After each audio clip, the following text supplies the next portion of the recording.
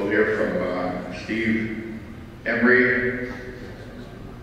Could somebody hook my computer up to this thing? This thing, could you do that for me, Mr. Steve, la confidenza è a stella boxata. Pitääkin tuonne hanksiin kapi ilha na peutsyspapalo. Juski on sen kapi.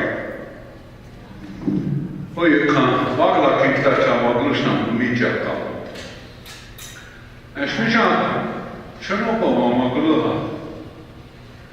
Atahuki. Awabalesa. Echela uotama. Wachewakie na uotama. Niwam. Ohertetolo. I want to talk about a dream and a vision, and how the dream and vision can actually live in this world. And I noticed when the treaty people talk, they always talk about the 51 Treaty, but they apparently have neglected to read Article 17 of the 1868 Treaty, which clearly abrogates the 1851 Treaty.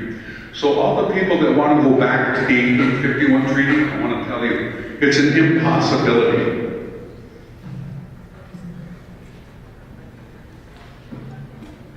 Am I there?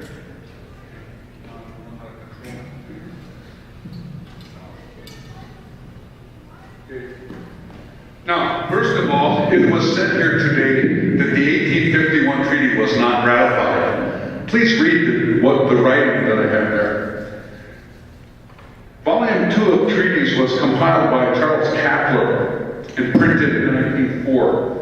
The 1851 Treaty, as signed, was ratified by the Senate May 24th, 1852. And unless you have the volumes that were written by Vine Delorias Jr. and,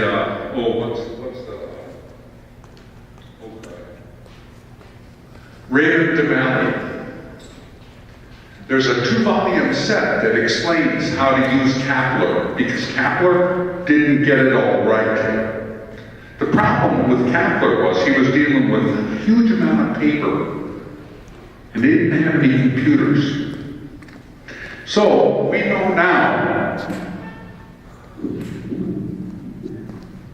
that the 1851 Treaty was ratified, and that it was,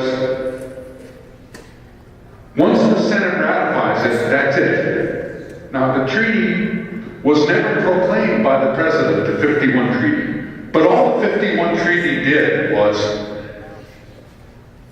it said, hey tribes, what's your territory? So we told them what our territory was. And they said, in times of good behavior, we'll give you $10,000.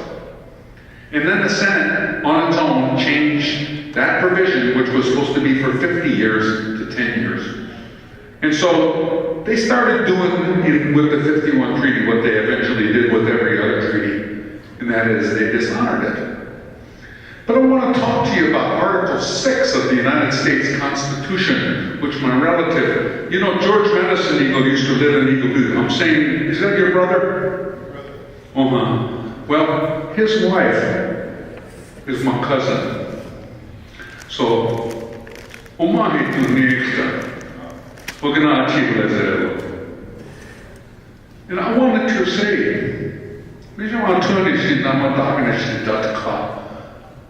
August 4th, 2007, hecto Heche Pezi hecta. Na chama ma khatapalo. Ochache. Takwan Sulia. Nacha Naish Michashi Tacha Naish Michasha Kampika. Hena Tako Tehta Echubi.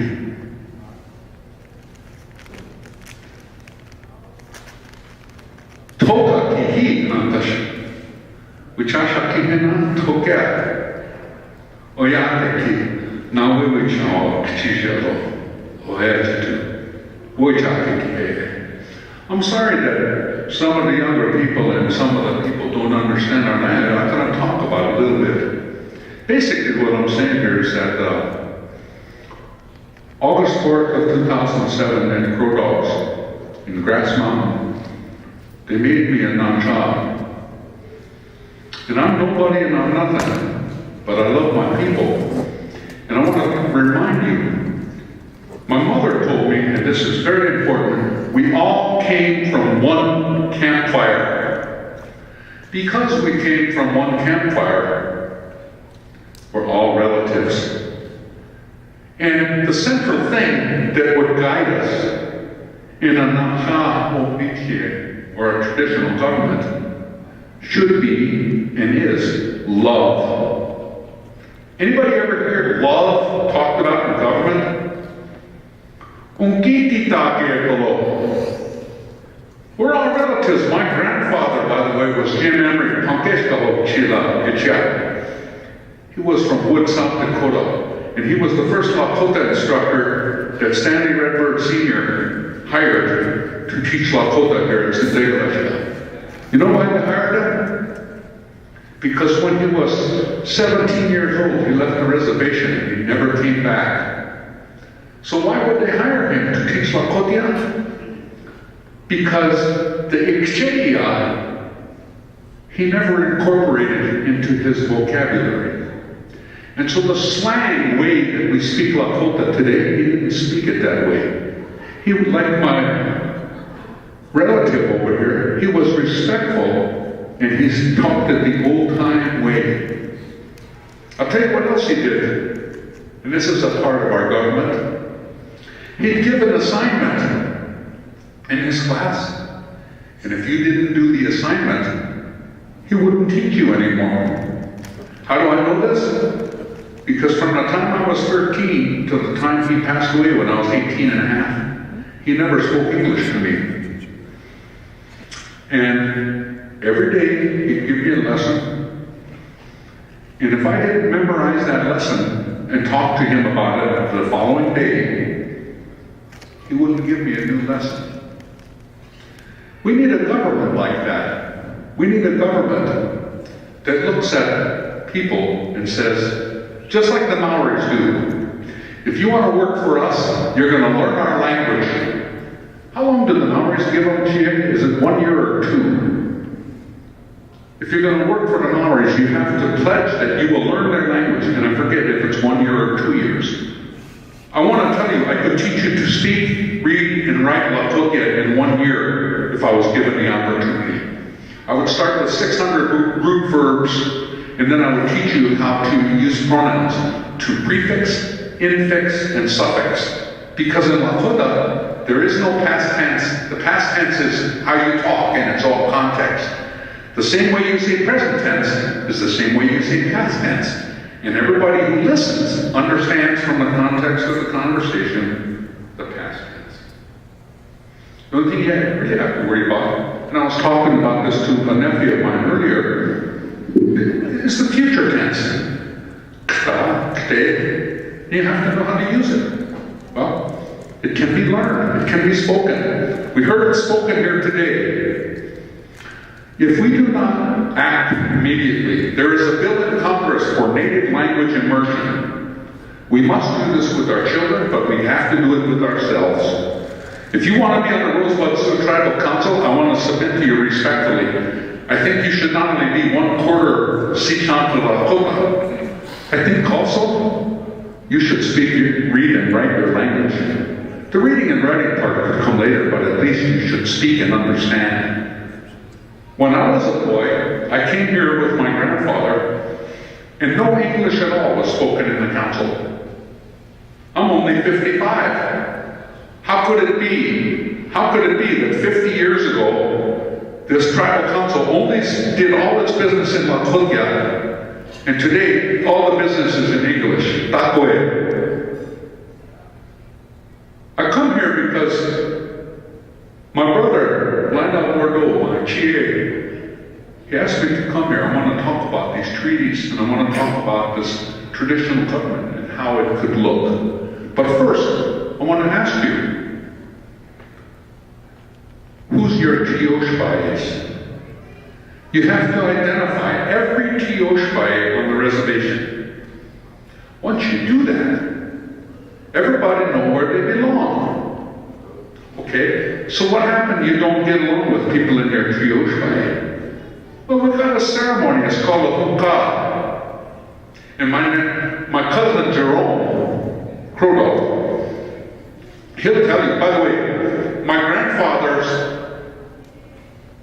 is descended from a lady by the name of Walks Alone. And her brothers were Afraid of a Bear and Left Hand Bull. And so, Mary Left Hand Bull Crodo, my Uncle Leonard's mother, is my grandfather's, well, they were sort of like a sister, but more, they say Hankashi. And so, when you talk about our traditions, we have wonderful traditions. The one that we haven't used recently is banishment. Why shouldn't we use banishment? How about because methamphetamine will addict you the first time you use it? That would be a good reason. But before we get there, let's talk about involving women, young people, older people. Because this traditional government today cannot be run simply by men. It's 80 years this year. June 18th will be 80 years since the Indian Reorganization Act was enacted. 80 years, June 18th. In that 80 years, men have run this government poorly. I love all my relatives. But as was said here, lots more can be done. But it can't be done unless you want to choose the best. And I want to give you an example. My in-law here was talking about a guy they enrolled with 0.5 blood, that's not very much. But I want to ask you, if that guy was a medical doctor, would you want him here? Because I say the answer must be yes. And if we have a blood quantum, I wanted to tell you, did you know that Crow Creek has a requirement in their constitution that you must be 1/2 to be an officer, to be a council representative? Did it do them any good? Geez, I seem to see that most of their government went to federal prison recently, so I don't think the 1/2 blood requirement really did them a lot of good. I think the real problem with tribal councils, and the beauty of establishing a traditional one is, if everybody is traditional, then you start off with saying, I love my relatives, and I don't exist for myself. I exist so that my great-grandchildren's great-grandchildren, that's the 7th generation after me, that those children will have the same rights, will have the same land base, will have the same authority, will have the same language and culture. But if we do not act now and instill these values, who's going to wahoho in the future? Who's going to do that? Because in order to explain the values, you have to live them. We got to start teaching this to our children. And it starts with, like my mom said, the campfire. It starts with love. I heard my relative say, I'm going to translate that as the things you do from your heart. And I want to say, if we're going to live together as relatives like this, we're going to have to take care of each other. Can it be done? In a society now where we have a $30 million budget, can it be done? The answer is yes. How do you do it? Well, in my vision, it's like this. Each Tioshbai gets together and they choose the one person who is absolutely selfless.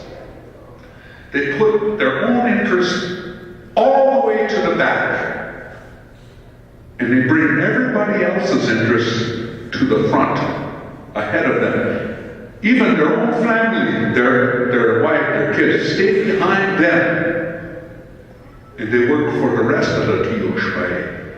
Then the Tioshpai look and they see whoever that leader is, a man or a woman, that they've given everything they have. And what do? They go and they donate to that person so they're not wachmanita. And I have to say, did you know that we have a ceremony? They call it the wachmanita Oluwa. Did you know that? It's a song for those that are destitute. And they make a quilt stick.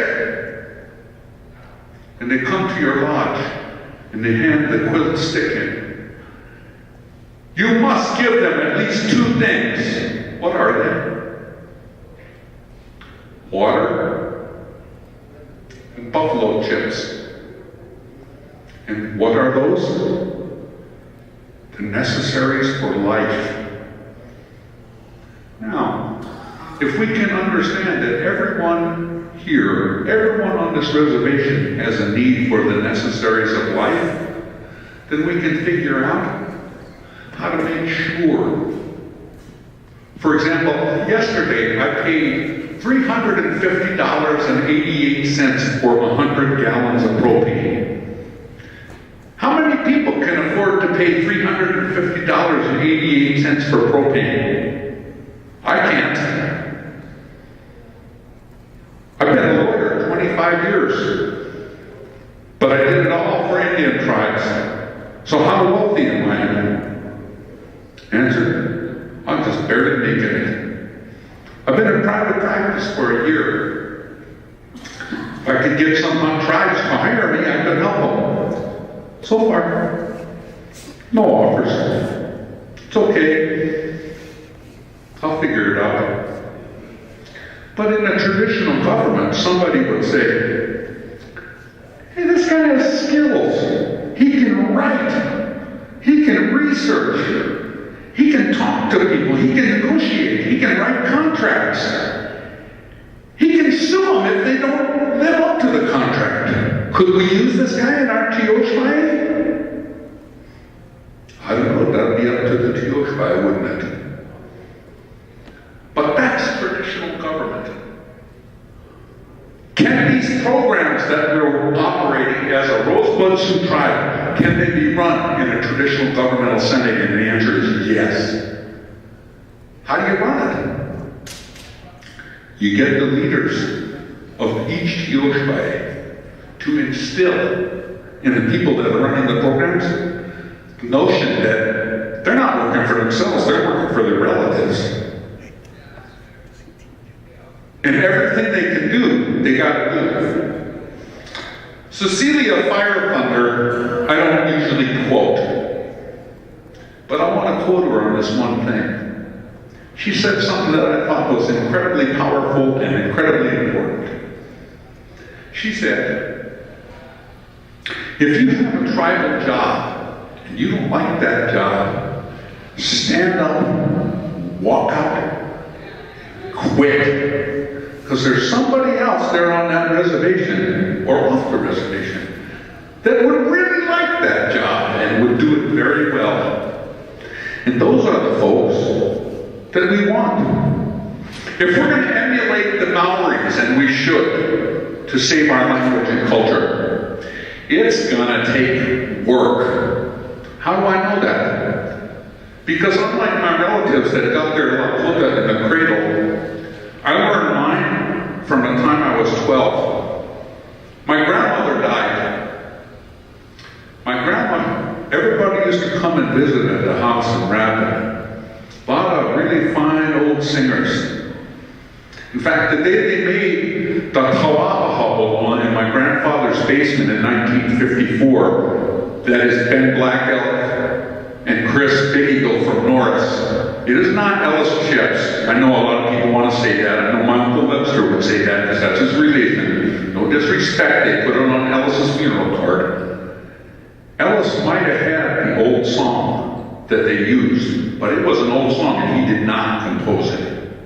The words were put together by Ben Blackwell and Chris Big Eagle in my grandfather's basement in 1954. Why do I tell you this?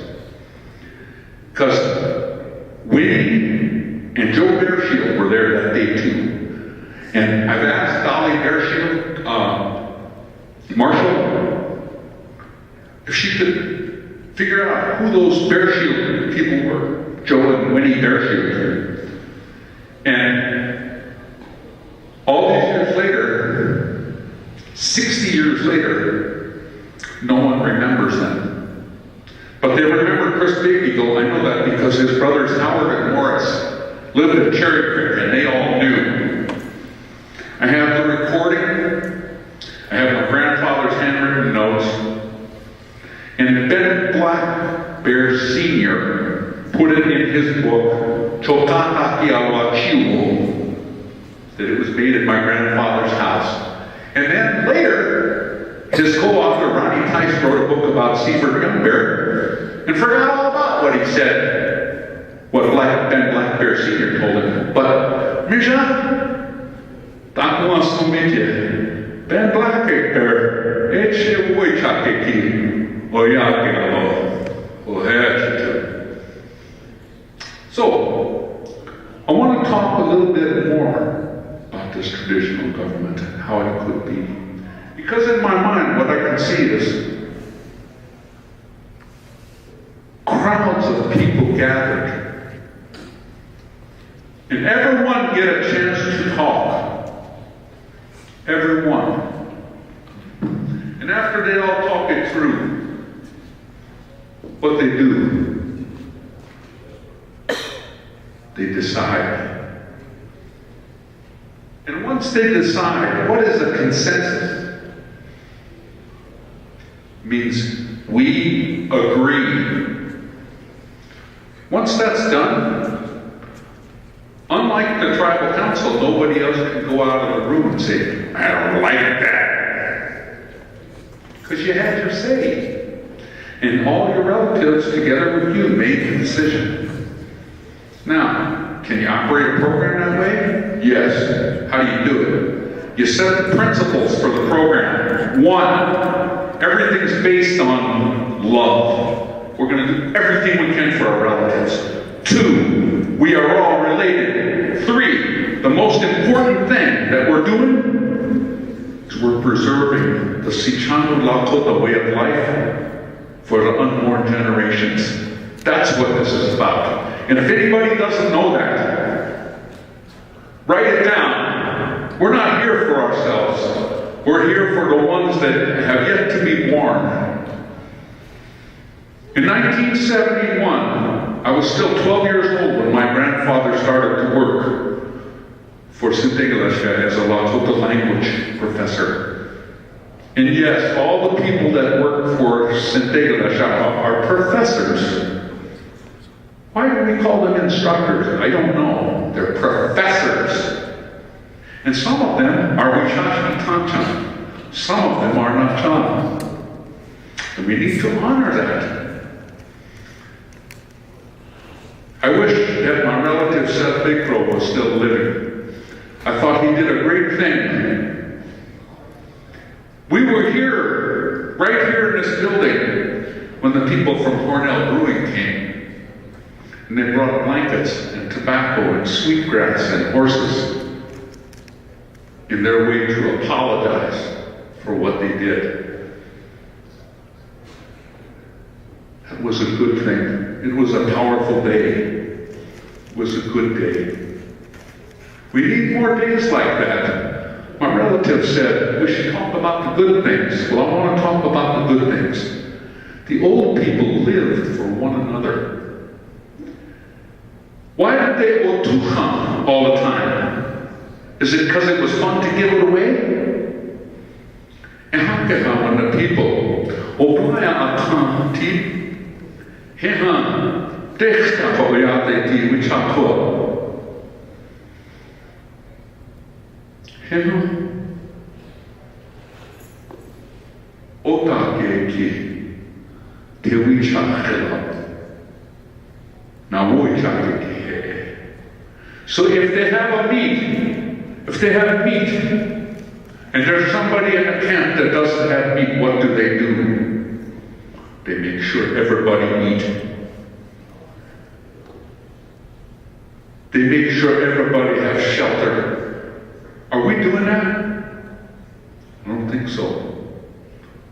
I'll tell you one thing that really bothers me. Every time I see my cousin Arnold look at him, or say, I donate to him. I ain't nobody special, but he's my pipe keeper. You know what the Northern Cheyenne do for their bundle keeper? They pay him $25,000 a year, and they pay the taxes so you don't have to worry about it. And they bring him meat. And they bring him rocks.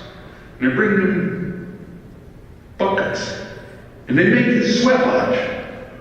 Why? So that when he takes care of the bundle, he's there all the time. My cousin Arnold traveled all over. You know why he traveled all over? Because nobody's supporting him. Why aren't we supporting him? I heard when I was a boy a lot of stuff. Well, that's not the real pipe. Okay. Then where is it? Answer, I don't care. All I know is that at Greengrass, when I go out there, I feel good. My wife and my daughter got to touch that bundle. I know they're going to live long. That's a good thing. In this traditional government, if it's based on love, then spirituality has to be a part of it. And I'm not talking about Christian spirituality, I'm talking about our Lakota spirituality.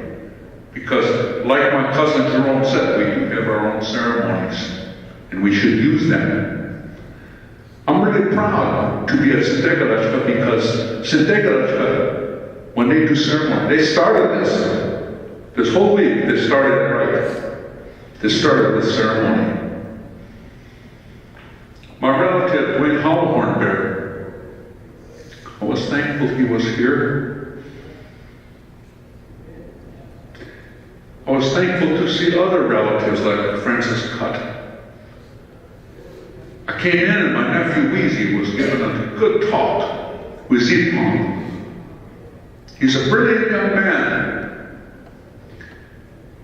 If I was voting in a Chioshpai, I'd make sure we held on to Zipong. I surely would. And I would make sure that if we have kids that are leaving the reservation to go get educated, I would make sure that they got some kind of financial support from the tribe. Not just when they're seniors. By the way, do you guys know how this education things work with the Bureau of Higher Ed? It's okay to me that the people on the reservation get the money first to go. But the only thing I was ever offered in my senior year at USD, they offered me $1,500. You know what I did? I did the unthinkable. I sent it back. Nobody sends money back to the Bureau.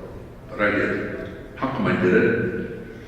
Well, years later, I was sitting at a meeting of the Cheyenne River Community College Board, which I was a member of. But that was back when the Cheyenne River Community College paid all its bills.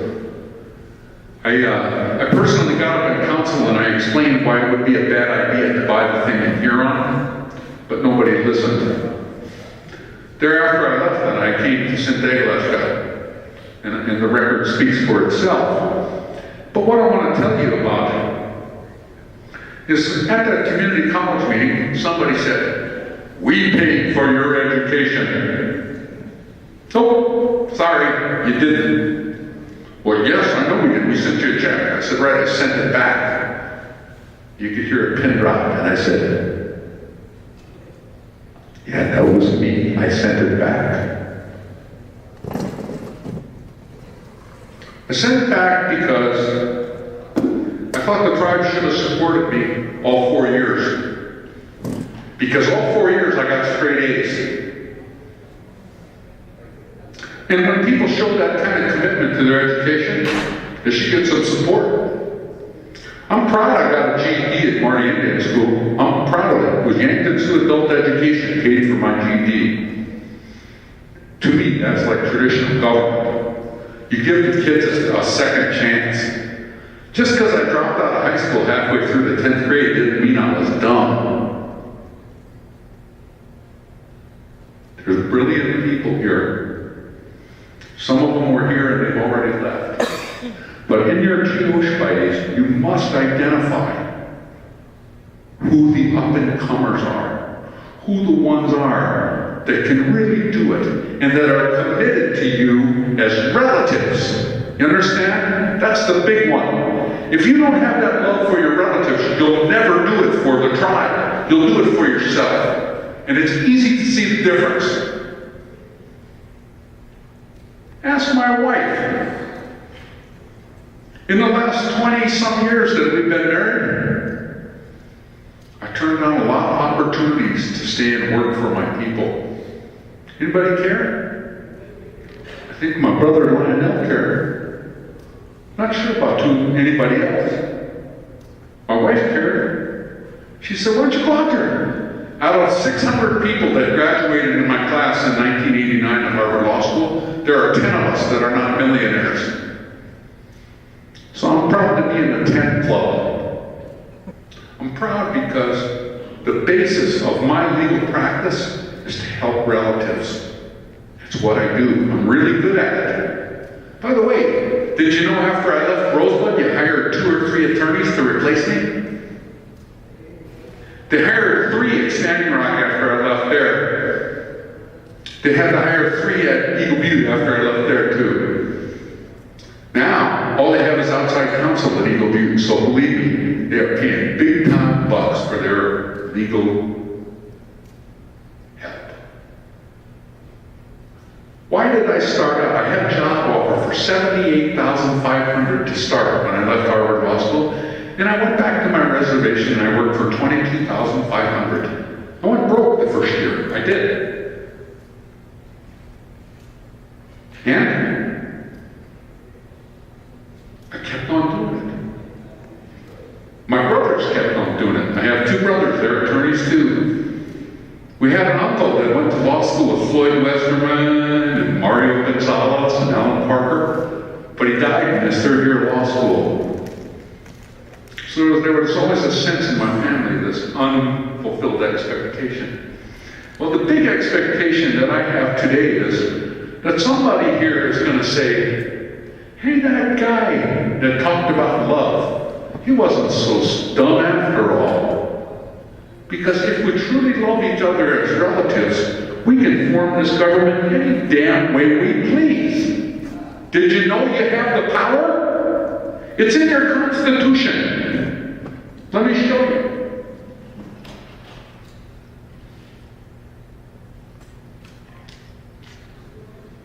You can restructure this whole government anytime you want. And it needs to be restructured. Not because I say so. But tell me this. You got a constitution here. Do you obey it? I'm asking you guys, you're on a council. Do you obey this? Right. That's not what it says, though, in your oath. It says you'll obey it. If you obey it, there's supposed to be a separation of powers between the tribal court and the council. It doesn't exist. This Constitution has been in effect for several years. So, the effect is that you're completely out of compliance with your own Constitution on a regular basis. That's a bad thing. If anybody's going to keep the Constitution, it should be the council. And if there's stuff that has to be done with the court, you guys should get after it. But if you don't want, and you want to restructure, let me just explain. On page 9, everybody has a Constitution? Yes? You saw this? On page 9, it's of Article 4, it's Section 3, it's called Reserved Powers. This is an especially important part of the Constitution. It says, any rights and powers heretofore vested in the Rosebud Sioux tribe, but not expressly referred to in this Constitution, shall not be abridged by this article, but may be exercised by the people of the Rosebud Sioux tribe through the adoption of appropriate bylaws and constitutional amendments.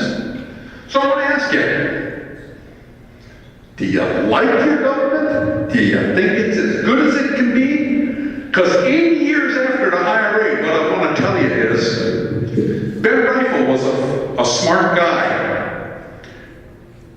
But Ben Rifle gave you guys a lousy constitution to start with. And how do I know that Ben Rifle did it? Because Ben Rifle was hired by the Department of Interior. He was hired by John Collier and all those guys, not only to write the Constitution, but to get tribes to adopt it. And as a fluent Lakota speaker and an educated guy, was he able to convince people to do that? The answer is yes. Isha Ben Rifle, Cheska Ile, Tioshpa Etaha, Yaksiha.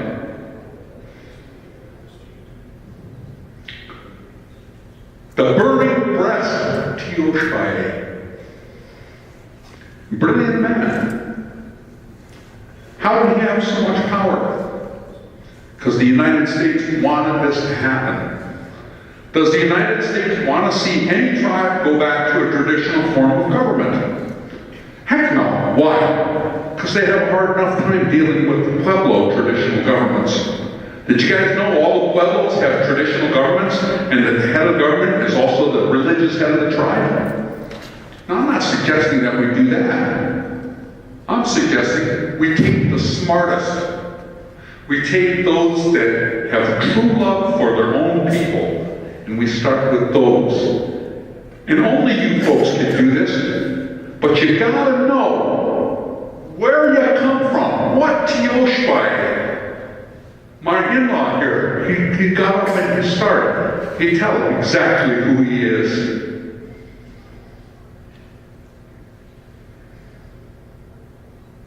So, in closing, if you have questions, I'd like to talk to you about your questions, but I just want to say this. My grandfather was James Eugene Emery Conquesto Sheila. My grandmother was Edith Claymore Emery, Idewa Shemi. Her mother was Catherine Carter Claymore. Her father was John Claymore. His father was Basil Clement. His wife was Tamakotewa Shemi, her good grand, who was the daughter of Mahasta, or White Swan. So the White Swan that they revere on the Yankton Reservation is also the White Swan that is my four-great-grandfather. Few people know that. They don't know their own history. By the way, Kola, your history after the 1890 is wrong. The one you put up here on the deal? Yeah. Because the allotment starts March 2nd, 1889. You should write it down. I give you a copy if you want one. I don't know who's giving you guys your information, but I'd be happy to correct it. It goes like this. It's the treaty, 1868, September 29th, 1868. Then, it's the act of February 28th, 1877, where Congress illegally stole the Black Hills. Now, was there something before that? Well, in stealing the Black Hills, or expropriating them, if you will, Congress, in Section 8 of the Act of February 28, 1877, did something really good. While they were screwing all the Lakota people out of the Black Hills. And what was the good thing? Answer, they pledged to secure to us an orderly government. Write that down. They pledged to secure to the Lakota people an orderly government. Do we have an orderly government? No. Where was this Act of February 28, 1877, Section 8 quoted? In Ex parte Crow Dog. So, not only do we have an act of Congress, we have it quoted in a Supreme Court case. Why aren't we using that? Did you know about it? Right, so I'm teaching you, and I'm happy to. I'm an expert on this stuff, but nobody ever gives me the chance. Then, after the Act of February 28, 1877, the next big one is the Act of March 2nd, 1889. It is not the 1877 Allotment Act. As I explained to the South Dakota Supreme Court November 6, 2012, that doesn't apply to us. Why? Because we have a special act. It's the Act of March 2nd, 1889, which does what? It takes the remainder of the Great Sioux Reservation and splits it into 6 different reservations. What are they? Pine Ridge, Rosebud, Lower Brule, Crow Creek, Cheyenne River, and Standing Rock. Now, which is the only 2 reservations that still have their boundaries that were set forth March 2nd, 1889, of those 6? Which 2? Anybody know? It's Cheyenne River and Standing Rock. And it's only Standing Rock because Cheyenne River won Solomon versus Bartlett, and then under Public Law 83-776, which is the Oahe Taking Act for Cheyenne River, in our litigation, our hunting and fishing litigation, South Dakota said that Public Law 83-776 diminished and disestablished the boundaries of Cheyenne River Reservation on the southern and eastern boundaries. Judge Porter in the district court said no. How do I know? Because I was litigating the case.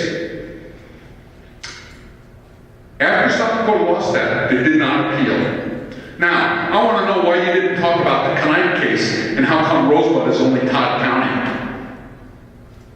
What was the difference between us and Solomon versus Bartlett in 1984 and Conine in 1977? I remember vividly my grandfather said to me, "Oh no," he said, "our people lost another one." What was the difference? Jurisdiction. Well, that's the effect. But the difference is, when they were doing these homestead acts in Congress, Cheyenne River sent delegations to protest it every time. Apparently Rosebud did not. Or if it did, whoever was the historical expert that Rosebud got to litigate the Conine case failed in their job. And I can't tell you which. But that case is wrongly decided, as we all know. But it was decided that way, why? Just like the Oneida case, which revised the doctrine of latches. They didn't want to upset the settled expectations of the white people who stole our land. Remember now, the United States took all that land, and when the white people came in, they sold it to them mostly for 50 cents an acre and some for $1 an acre. Couldn't we get a buyback provision? We're buying back land now. Why can't we buy it back for what the United States sold it for? That's a good question, isn't it? I want to know one other thing. How come these settlements were taxable? Do you know why Salazar wasn't? It's because I got on the phone with the Assistant Deputy Attorney General of the United States, and I said, "You people aren't negotiating in good faith. There is a provision in 25 U.S.C. that says that these settlements can be tax exempt." He had nothing to say, but about 2 weeks later, the Social Security Administration came out with their little ruling that said, "Gee, we won't tax the first 2,000." Then that was followed by the IRS coming out with one that said, "Yeah, we agree, we won't tax the first 2,000." Our per capita payment at Salazar at Cheyenne River was $1,606 and change. So nobody got taxed, nobody got cut off any federal programs, and it worked pretty good. I got my contract not renewed because of it, but I was really proud. Some elders came to me and they said, "You're our chief. We know you know how to do this. Write the referendum petition for Salazar. We haven't had a per capita payment since 1976. We're broke, and we need it." I took their tobacco. I wrote the petition.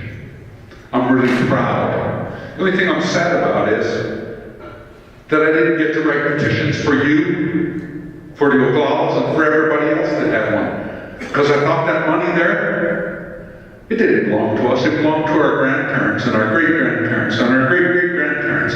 Imagine they were land rich, they had money in the bank, and they have to come with their hat in their hand and say, Mr. Superintendent, may I buy school clothes for my children?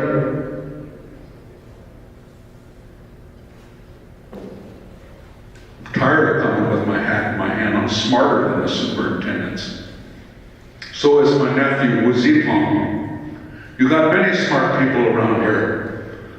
Let's put together a government that involves young people, the disabled, women, men.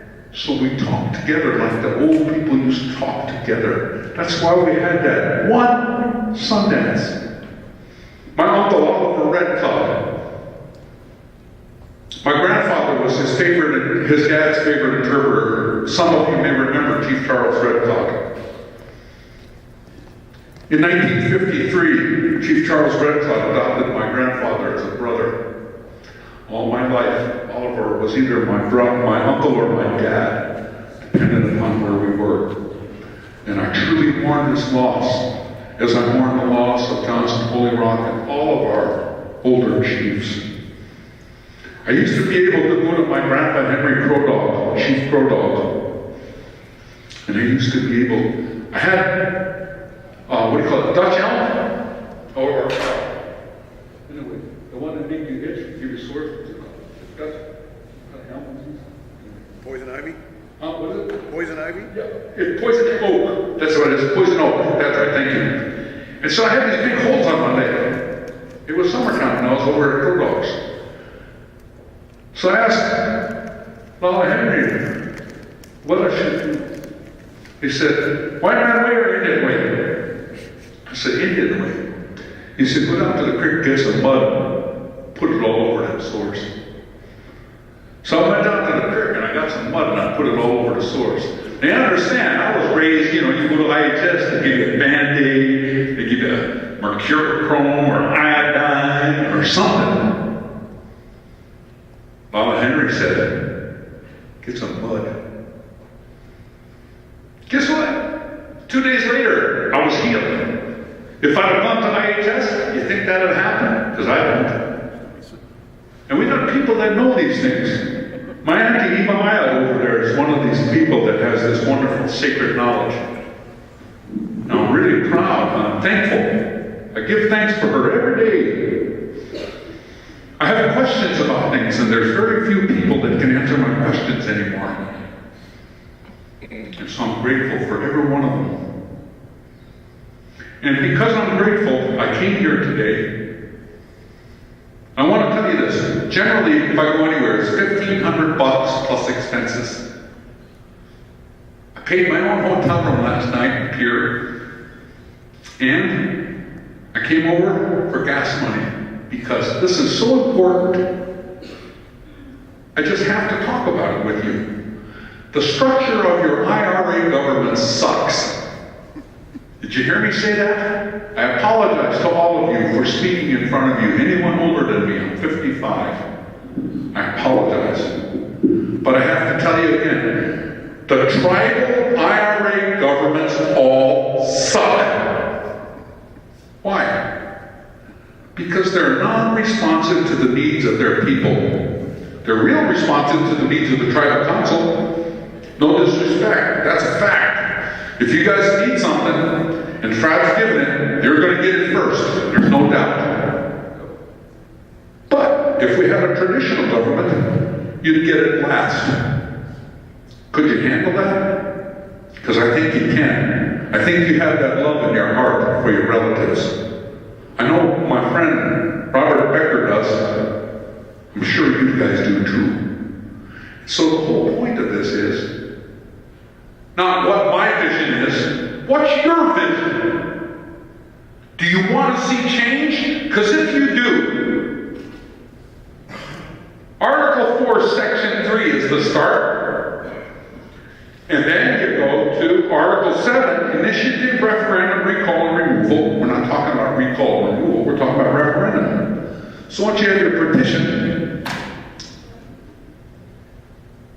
You do the referendum. You guys know how to do referendums. You just did a constitutional referendum. But nobody told you that when you were talking about it, that you could restructure the whole government. Hey, would it be a good idea? Yes. We're in the process right now. Are you? That's a wonderful thing. That's a wonderful thing. Forgive me, I didn't know. But what I want to say to you is this.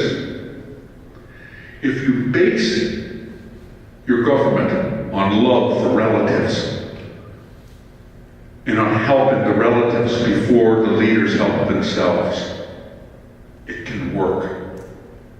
You have institutions here like Sintegaleshka that can help run the programs. They can give advice to people to show you how to do it correctly. Or they can get you to people like me that absolutely can fix it if it's screwed up. I personally got our tribal LIHEAP program reinstated. We had a guy in DC that was supposed to be our lobbyist. He said, oh, this will take a couple weeks. I got it done the next day. Anybody say thank you? No. Why? Because I'm working for my own people. If you want thanks, don't work for your own people. I didn't work for my own people to get thanks.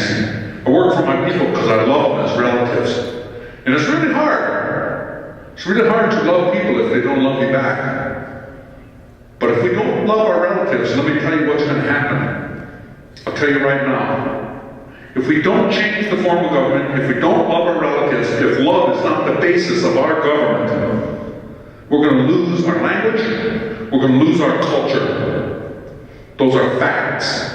And it's happening right now. And I'm not talking 50 years, I'm talking 20 years. In 20 years, I'm 55. How many people younger than me here speak Lakota? One? Oh, I'm sorry, my wife gave me 2. That's sad. What it means is, this Native Language Immersion Act, which is pending before Congress, we better all get behind it. Write a letter, pick up the phone, call John Doon, call Christy Nome, call Johnson. Johnson may be a lame duck, but he's still got a vote. Remind him, Senator Inouye, who gave his arm fighting for the United States. Senator Inouye, a wounded veteran, said, folks, the way out is education. He said, build this university in the Black Hills. Well, we need to do that. But we need to restructure all of our governments. Not just Rosebud, but everywhere. Why is that? Because if our traditional people aren't speaking to the other traditional people on every other reservation, it now applies to all Indian land claims, the doctrine of laches. What is the common law doctrine of laches? It's the doctrine that says those who sit on their rights may not be heard to complain later. So, if you have a right, you have to exercise it right away. By the way, any monetary claim we have for any lands, guess what? It's all gone. It all starts from the day after the Salazar thing got settled for your tribe. And you got any new claims? Maybe. But all the old claims are gone. I was sitting there in tribal council when you guys hired Greg Yates and Mario Gonzalez. Cheyenne River hired them too. They did a good job. I talked to their expert many times. They had an expert that was doing all this accounting work. And that's how they proved our case. That's why at Cheyenne River we got 30 million. I think you guys got 20-some million over here, is that right? Then Oglala got 20-some million. Well, you didn't just get 20 million. We had a council member that said, the hell with the lawyers. I'm going to go to DC, I'll get more money. What's the problem with that? Answer, the Justice Department of the United States does all the litigation for the United States, and the Justice Department doesn't negotiate with non-lawyers. The non-lawyer might be able to attend the meeting. The non-lawyer might even be able to whisper in his attorney's ear. But the non-lawyer cannot negotiate.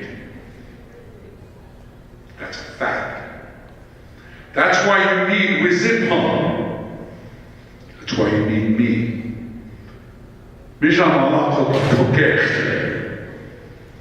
I'll fight for my people anytime, anywhere. I've done it in the United States Supreme Court. I've done it in the 8th Circuit. I've done it in the 10th Circuit. I've done it in the federal district courts in Rapid City and in the Central Division in Pierre. Never had the opportunity to go before the Indian-friendly judge, Judge Pearsall, who is now in senior status over in Sioux Falls.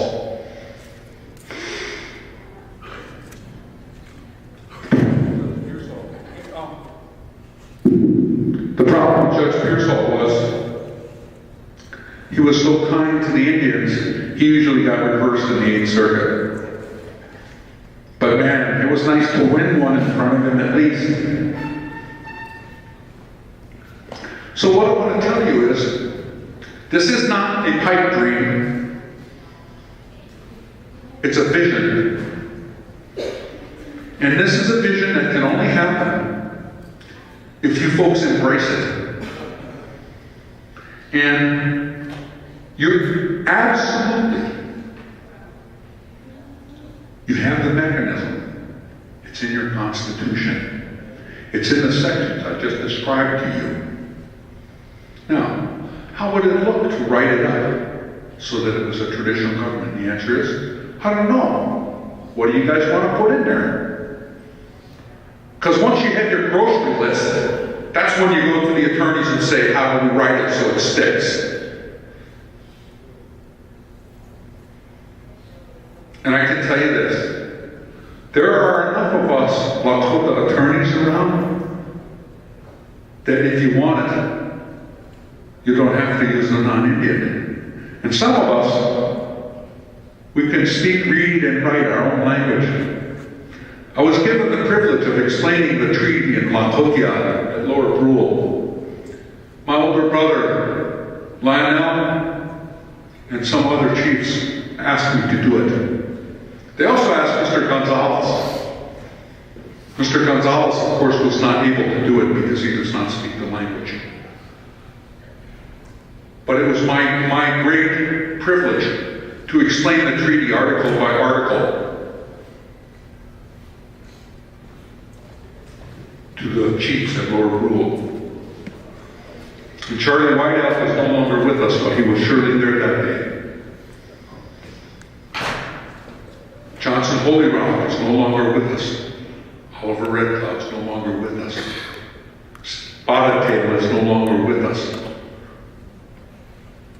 Guess what? We're all here. And we have the ability, if we choose, to change our form of government 8 years after the United States Congress said, here you go, take this, and hey, by the way, we're going to approve every damn thing you do, and if we don't approve it, you can't do it. Well, that part of the Constitution doesn't exist anymore.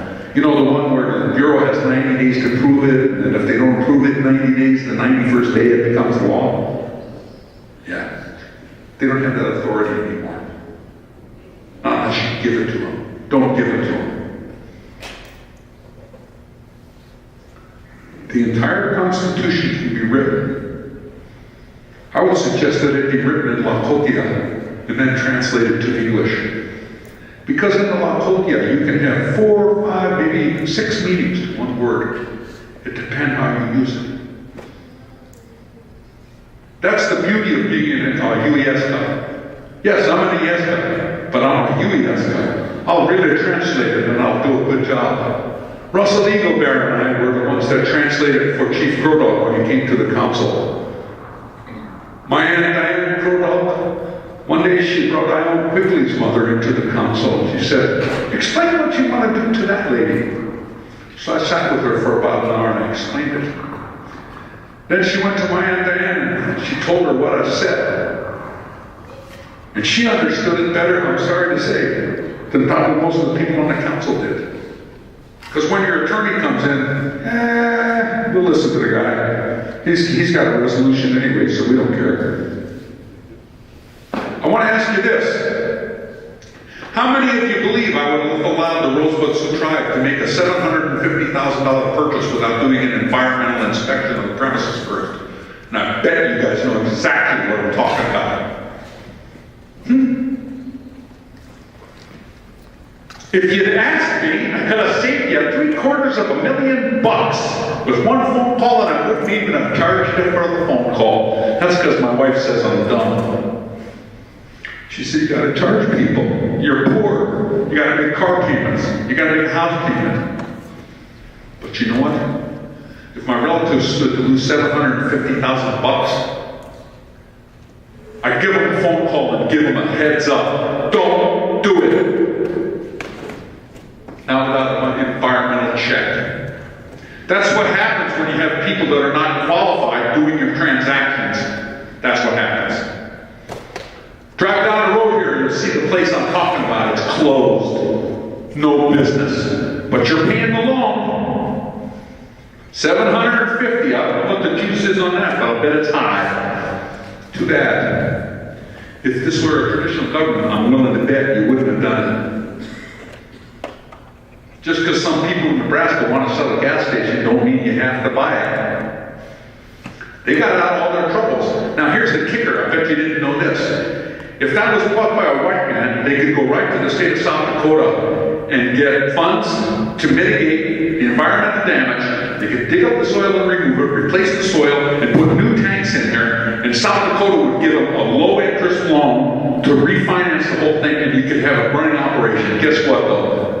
The Rosebud Sioux tribe is not a white man, and so we don't qualify. So here's my question. What's your EPA program doing about it? Nothing? Are you doing something? Those tanks are above ground. Doesn't matter. The contamination is in the soil. And an environmental would have stopped it all. One environmental check would have stopped it. You go around and you take samples from the whole place, and nobody did it. That business is currently a parts store and a tire shop. It's not a gas station. No. Right. What it made its money on? What? I used to take my vehicle there for repairs. They used to do great repairs, and they used to sell gas. And I'm telling you, whatever else you do with the property, I'm glad you're doing with it, but you still have not mitigated the environmental problem. That soil needs to be removed. You don't have the money to do it. What I'm telling you is, if you've got a good EPA program, you could probably go to the feds and find money to mitigate that thing. And then, in addition to doing the parts store and whatever else you're doing, you'd still use the garage and then start pumping gas. I'd like to see you make money. That's just me. Hey, could I help you? Probably. Could Wizima help you? Probably. Anybody asking? I don't know. Well, if he's in charge, then I'll have a chat with him afterwards, because I believe there's money out there for environmental mitigation. Now, in closing, I want to say this to you. This love, we express it through our chamba. And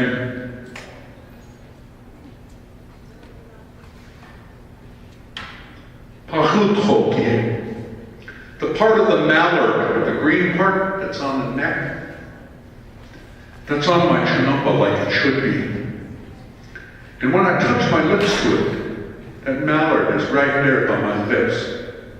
And what it stands for is, when I use it, Echeva o kama Wachewa ina. Echeva o kama niwa. Like I was telling my relatives earlier. When I pray with it, I pray with it with integrity. I pray with it straight. I pray with it honest. And when I get up and I give a talk, I'm honest. And so I told you some stuff you probably didn't want to hear. Nobody wants to hear that the 1851 treaty ain't in effect, but it's not. The 68 treaty exists because of Article 6 of the United States Constitution, Clause 2, which is the Supremacy Clause. That's the basis of the trust responsibility. But in Article 7, where it talks about civilization, where is that carried through today in the appropriations that Congress gives for American Indians? Do you know?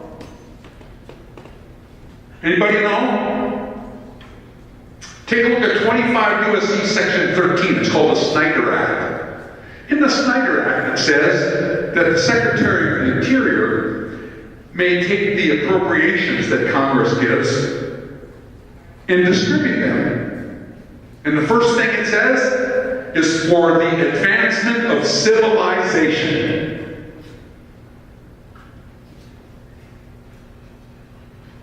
What does that mean?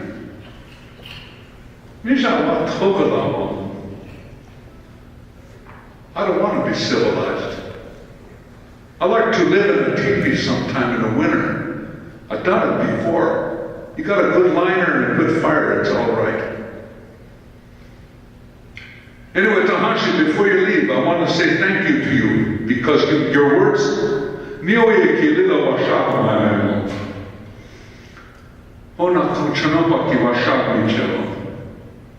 Ash, lakotia ki lila nihimiche, chache, lakotia na lakowe chunki ahoki pa, na ahoki pa ksta avachikero. And I believe the only way we can do that to save our language and culture is if we start and go back to the one fire and bring in all the relatives. And bring in the ones that each Kyoshbai has chosen as a leader. Because if you're leading for your people, you'll do it because you love them. If you're doing it for yourself, it ain't never going to work. So, mitake dona nama hoptapi na lila wopila tape chichaplo. Hechekla tekstolo.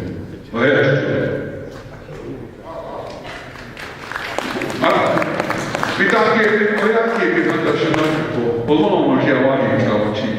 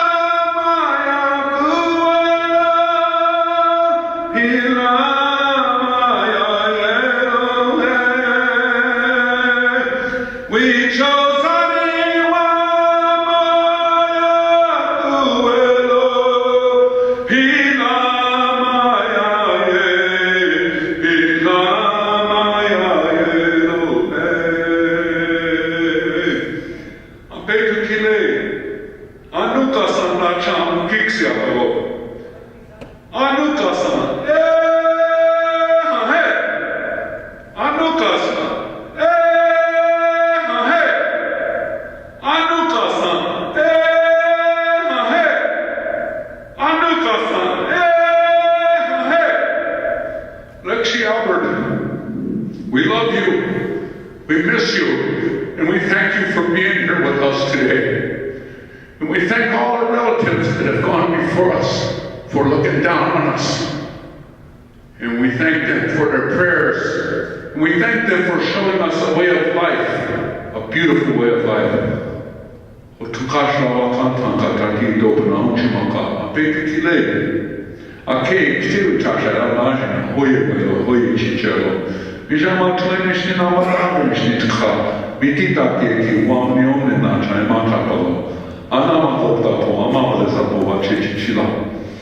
Hoi kantu kashla apet yuhila tapu irchanaki washani chelo hoi kan apet kile donel hib nadan donel hib ukibshi amami chala kita nami chala shtepi wachi chila hoi kantu kashla apet kile ukiti taki iki yuhana ukisha yuhana we chose Hasta na uishi unyaku pitacha wachim kapalo otukashi. Sinte galeshka oa wakatia Lakota tamakoche iki ilhama vasimonia. Dona ino shichapi na dona oaki papi. Dona kaki chapi na dona kuja piki. Ableni chapi. Wakane chapi. Wakantala piki. Dona okashki te echen kapi na dona kuji te ashpapi. Na wachim kuchichi kapalo. We come to Kashla Koakata, Akichika Piki, Nahakti, Shema Kote Ektaribi, Hunk, Nahakti Chasmuska, Makote Ektaribi Ko, Hinaila, Nagobi Tata, Wachiam Kichapolo, Ho to Kashla, Niet Kichela Wachiamkia, Vestolo, Mitakia, Vayas.